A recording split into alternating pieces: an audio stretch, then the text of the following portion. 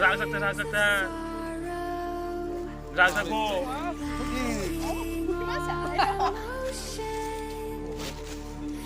Sao nó không có Nó con apa? 이제 샀다. 샀다. 어때 그 정시가 되나? 때 여기 못 가서 가라 해.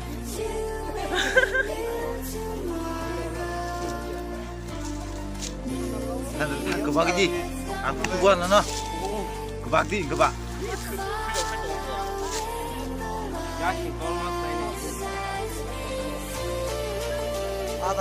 Adam. Kira kan yok be. Kamu foto apa foto? Taruh banyak ya.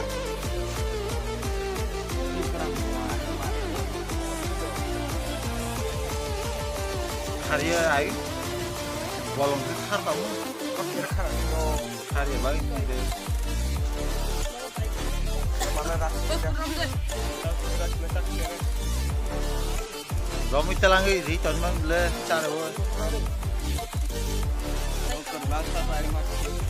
Atau update tahu usaha man. Ram,